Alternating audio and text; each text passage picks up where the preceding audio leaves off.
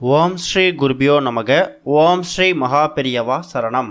November 15 ஐப்பசி மாதத்தில் வரக்கூடிய பௌர்ணமி தினம் அன்னாபிஷேக நாள்.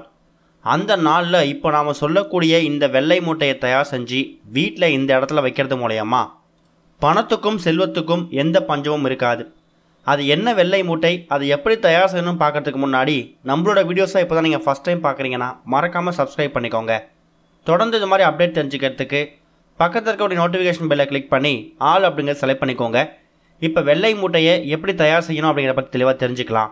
ஐப்பசி மாதத்தில் வரக்கூடிய பௌர்ணமி தினத்தன்னைக்கு சிவபெருமானுக்கு அன்னாபிஷேகம் நடைபெறக்கூடிய வழக்கம் இருக்கும். அன்னாபிஷேகம் அப்படிங்கிறது எல்லா விதமான சிவ ஆலயங்களையும் நடைபெறக்கூடிய வழக்கம். இந்த அன்னாபிஷேகம் ஒன்று அஸ்வின் நட்சத்திர நாள் அன்னைக்கோ அப்படி இல்லைனா பௌர்ணமி திதி அன்னைக்கோ நடக்கும். உங்கள் வீடு பக்கத்தில் இருக்கக்கூடிய சிவாலயங்களில் எந்த நேரத்தில் அன்னாபிஷேகம் நடக்க போகுது அப்படிங்கிறத ஏற்றுக்கிட்டு அதுக்கு தகுந்த மாதிரி நீங்கள் வழிபாட்டை செய்யலாம்.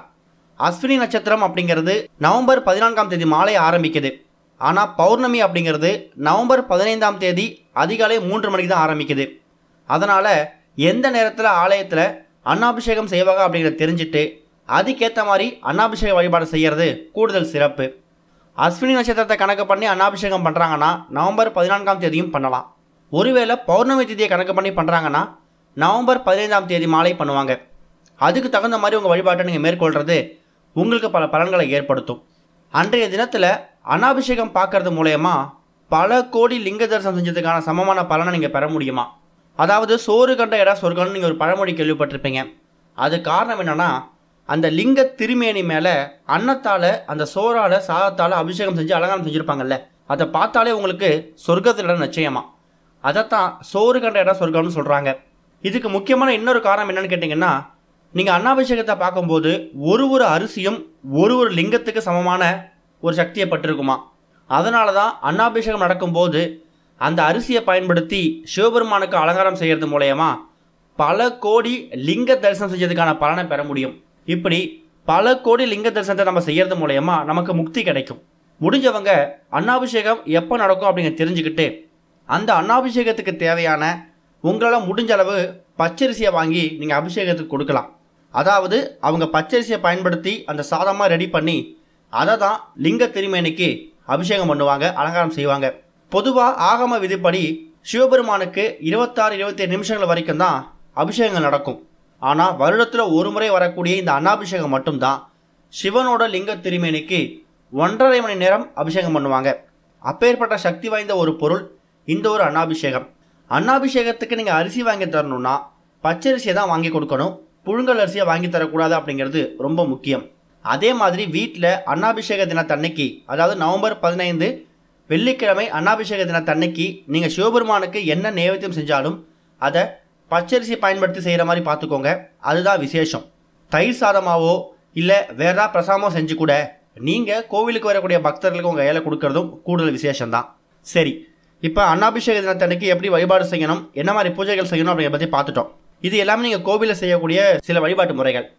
இது போக வீட்டில் இப்போ நம்ம சொல்லக்கூடிய இந்த ஒரு வெள்ளை மூட்டையை நீங்கள் உங்கள் கையாலேயே தயார் செஞ்சு இப்போ சொல்லக்கூடிய இடத்துல எந்த இடத்துல வேணாலும் இந்த வெள்ளை மூட்டையை வைக்கிறது மூலயமா உங்களுக்கான பண வரவை நீங்கள் அதிகப்படுத்திக்க முடியும். இந்த மூட்டையை தயார் செய்யறதுக்கு உங்களுக்கு முக்கியமாக 3 பொருட்கள் தான் தேவைப்படுது. முதல் பொருள் ஒரு வெள்ளை துணி ஒன்று எடுத்து வச்சுக்கோங்க. அடுத்ததா அதில் கொஞ்சமாக போடுறதுக்கு ஒரு 1/2 ஸ்பூன் இல்லை 1 ஸ்பூன் பச்சரிசி எடுத்துக்கணும். அதுக்கு அடுத்ததாக ஒரே ஒரு கிராம்பு, தேவைப்பட்டால் ஒரு சில்லறை நாணயம் சேர்த்துக்கலாம். விருப்பம் இல்லாதவங்க அந்த சில்லறை நாணயத்தை தவிர்த்துடலாம், அது உங்கள் விருப்பம்தான். ஆனால் கட்டாயம் சேர்க்க வேண்டிய பொருட்கள் உங்கள் உள்ளங்கை அளவுக்கு வெள்ளை துணி இருந்தால் கூட போதும். இப்போ நம்ம வீடியோவில் காமிச்சிருக்க மாதிரி இந்த அளவு சின்னதாக ஒரு முடிச்சு நீங்கள் தயார் செஞ்சாலே போதும். முதல்ல உங்கள் வீட்டோட பூஜை அறையில் நவம்பர் 15ஆம் தேதி ஐப்பசி மாத பௌர்ணமி தினத்தன்னைக்கு சிவபெருமானுக்கு பூஜை பண்ணி முடிச்சுடுங்க. நீங்கள் சிவபெருமானோட லிங்கம் வச்சுருந்தீங்கன்னா அதுக்கு நீங்கள் அன்னாபிஷேகம் செய்கிறது, வழிபாடு நடத்துறது, நைவேத்தியம் செய்கிறது அதெல்லாம் முடிச்சுடுங்க. பூஜையெல்லாம் முடிச்சுட்டு உங்களோட ஓய்வு நேரங்களில் உட்காந்துருப்பீங்களே, அந்த நேரத்தில் கூட இந்த மூட்டையை நீங்கள் தயார் செய்யலாம். நீங்கள் அதை எடுத்து வச்சுருக்கக்கூடிய அந்த வெள்ளை துணியில் 1 ஸ்பூன் இல்லை ஒரு 1/2 ஸ்பூன் பச்சரிசியை வச்சுருங்க. அதுக்கப்புறமா ஒரே ஒரு கிராம்பு, தேவைப்பட்டால் நீங்கள் வைக்கணும்னு நினச்சிங்கன்னா அந்த ரூபாய் நாணயத்தை ஒன்று வச்சுக்கோங்க. சில்லறை நாணயம் எவ்வளோ வேணால் வச்சுக்கலாம். வச்சுட்டு சிவபெருமானையும் சந்திர பகவானையும் மனசார வேண்டிக்கணும். இந்த அன்னாபிஷேகம் அப்படிங்கிறது ஒரு பக்கம் சிவபெருமானுக்காக வழிபாடாக இருந்தாலும் இன்னொரு பக்கம் சந்திர பகவானுக்கு ரொம்ப உகந்த ஒரு நாள். ஏன்னா சந்திர பகவான் அவரோட சாபம் முழுமையாக நீங்க பெற்று ஒளி வீசக்கூடிய முழு பிரகாசமாக இருக்கக்கூடிய ஒரு நாள் தான் இந்த ஐப்பசி மாதத்தில் வரக்கூடிய பௌர்ணமி தினம். அதனால சந்திர பகவானுக்கும் உகந்தது தான். சந்திர பகவானுக்கு உகந்த தானியம் என்ன? அரிசி.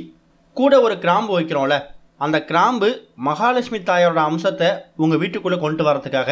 ஏன்னா அன்றைய தினம் வெள்ளிக்கிழமை அப்படின்னு சொன்னாலே மகாலட்சுமி தாயாருக்கு உகந்த ஒரு தினம். இப்போ இந்த 3 பொருட்களையும் அந்த வெள்ளை துணி மேலே வச்சு அதுக்கப்புறமா உங்களோட இஷ்ட தெய்வம், குலதெய்வம், சிவபெருமான், சந்திர பகவான் எல்லாரையும் மனசார வேண்டிக்கோங்க. கடைசியாக மகாலட்சுமி தாயாரையும் வேண்டிக்கிட்டு நீங்கள் எடுத்து வச்சிருக்கக்கூடிய அந்த வெள்ளை துணியை அந்த பொருட்களை சேர்த்து சின்னதாக ஒரு மூட்டையாக கட்டிக்கோங்க. மூட்டையாக கட்டினதுக்கு அப்புறமா இந்த மூட்டை குறைந்தது ஒரு அரை மணி நேரத்துலேருந்து 1 மணி நேரம் உங்கள் வீட்டோட பூஜை அறையில் இருக்கணும். அதுதான் ரொம்ப முக்கியம். மூட்டையை தயார் பண்ணுறதோட நிப்பாட்டிடக்கூடாது. தயார் செஞ்சு ஒரு அரை மணி நேரத்துலேருந்து 1 மணி நேரம் பூஜை அறையில் வச்சுட்டு தீப தூபம்லாம் காமிச்சிடுங்க. தூங்க போகிறதுக்கு முன்னாடி இந்த மூட்டையை எங்கே வேணால் வைக்கலாம். அதுவும் குறிப்பாக பணப்புழக்கம் அதிகமாக இருக்கக்கூடிய இடங்கள்னு சில இடம் இருக்குது.